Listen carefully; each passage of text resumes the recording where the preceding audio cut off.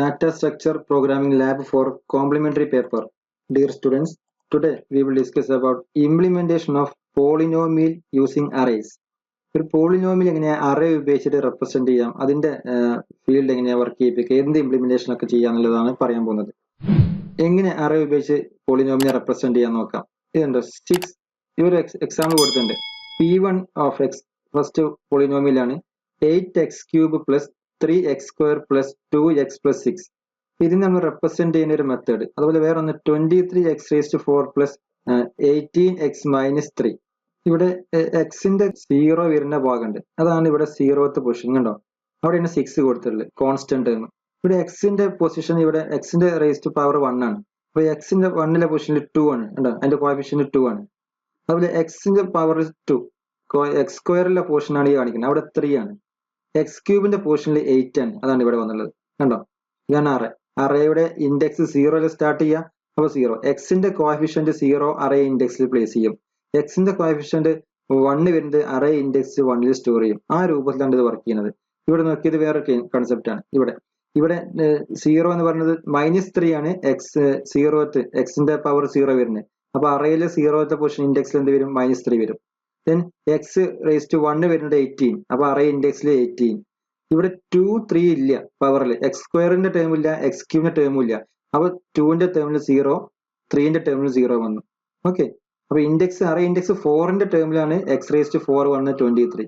ഇങ്ങനെയാണ് ഒരു polynomial representation എന്ന് പറയുന്നത്. ഓക്കെ, ഇവിടെ നോക്കിയേ, ഇവിടെ അതുപോലെ അഡീഷൻ ആണ് ഓപ്പറേഷൻ വർക്ക് ചെയ്യുന്നത്. ഇത് ഒരു പോളിനോമിയൽ റെപ്രസെന്റ് ചെയ്തത് ഇതുപോലെ നേരത്തെ പറഞ്ഞ അതേ രൂപത്തിൽ തന്നെ. ദെൻ വേറൊരു പോളിനോമിയൽ, രണ്ടാമത്തെ പോളിനോമിയൽ, അത് ഇവിടെ റെപ്രസെന്റ് ചെയ്തു. ഇനി വളരെ സിമ്പിൾ ആയിട്ട് ആഡ് ചെയ്യാൻ പറ്റും. ഫസ്റ്റ് അറേയിലെ 0th പൊസിഷനിലെ ഇവിടെ 0th പൊസിഷനിൽ ആഡ് ചെയ്യുക. കണ്ടോ, 5 + 1 6 കിട്ടും. 6 ഇവിടെ വന്നില്ലേ? കണ്ടോ. ദെൻ 0y + 5y എത്ര കിട്ടും? 5y തന്നെ. Then 0y² + 0y², 0y². ഇവിടെ ഉണ്ട് 0y³ + 7y³ that is 7y³. 2y⁴, 0y⁴, that is output 2y⁴. അതുപോലെ y⁵ + 0y⁵, 1y⁵. Correct. Last നോക്കിയേ, 10y�6 + 6y�6 + 16y�6. ഇതെല്ലാം നമുക്ക് ഒരു അറേയുടെ ഇൻഡെക്സ് വെച്ച് നമുക്ക് എന്ത് ചെയ്യാം, ഓരോ വാല്യൂസ് നമുക്ക് കമ്പയർ ചെയ്യുന്ന എടുത്തിട്ട് ജസ്റ്റ് ആഡ് ചെയ്താൽ മതി. സോഴ്സ് കോഡ് നോക്കാം. #stdio.h #conio.h polynomial. ഇതൊരു സ്ട്രക്ചർ കൊടുത്ത് പോളിനോമിയൽ നമുക്കറിയാലോ. പോളിനോമിയൽ എന്ന് പറഞ്ഞ ഒരു സ്ട്രക്ചറിൽ കിട്ടും. അതാണ് കോഎഫിഷ്യന്റ്, എക്സ്പോണന്റ്, ആ ഒരു രൂപത്തിലാണ് വരിക. അതാണ് കോഎഫിഷ്യന്റ്, എക്സ്പോണന്റ് കൊടുത്തുള്ളത്. അതിന്റെ ഡാറ്റ സ്റ്റോർ ചെയ്യാൻ വേണ്ടിയിട്ടാണ് first polynomial P1, second polynomial P2, then result add ചെയ്താൽ കിട്ടുന്ന പോളിനോമിയൽ P3.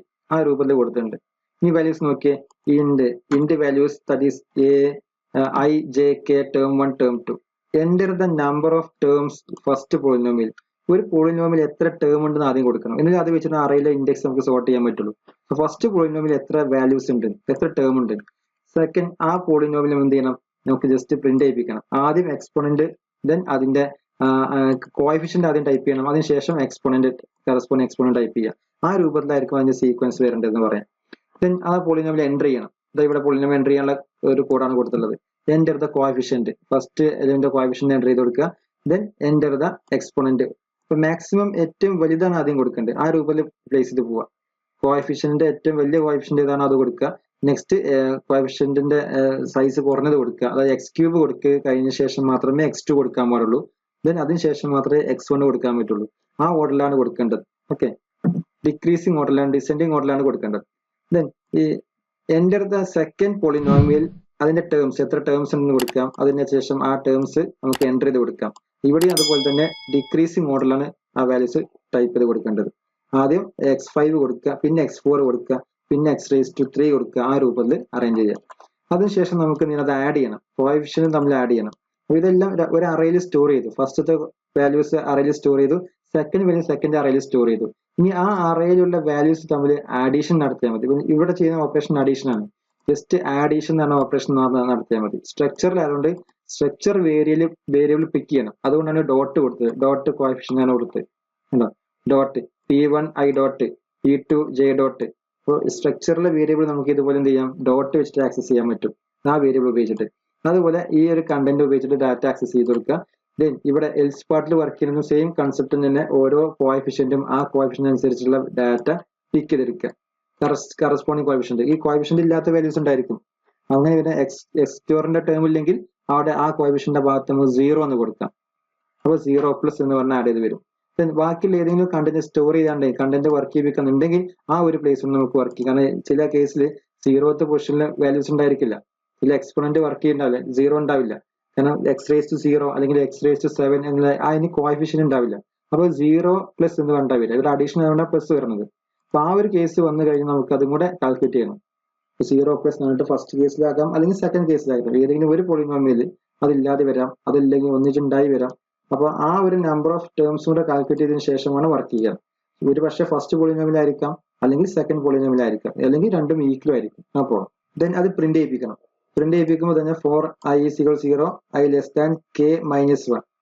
k-1 കൊടുക്കാൻ കാരണം നമ്മുടെ റിസൾട്ടന്റ് അറയിൽ ലാസ്റ്റ് വാല്യൂ അതായിരിക്കും എന്ത് k എന്ന മാക്സിമം വാല്യൂ നമുക്ക് k സെറ്റ് ചെയ്ത് കൊടുത്തിട്ടുണ്ട്. സോ k-1 ഇൻഡെക്സ് വെച്ച് റീഡ് ചെയ്യാം. അപ്പൊ ഇൻഡെക്സ് വെച്ച് റീഡ് ചെയ്യുമ്പോൾ ഒന്ന് നമുക്ക് ലെസ് ചെയ്ത് കഴിഞ്ഞാൽ ആ കറക്റ്റ് വാല്യൂ നമുക്ക് കിട്ടും. അതാണ് k-1 കൊടുത്തത്. ദെൻ അത് പ്രിന്റ് ചെയ്യുന്ന മെത്തേഡ് കോഎഫിഷ്യന്റ് ഇൻറ്റു x⁻, അതിന്റെ പവർ എക്സ്പോണന്റ്, ആ രൂപത്തിൽ നമുക്ക് പ്രിന്റ് ചെയ്ത് കിട്ടണം. അതിന് വേണ്ടിയിട്ട് അങ്ങനെ കൊടുത്തുള്ളത്.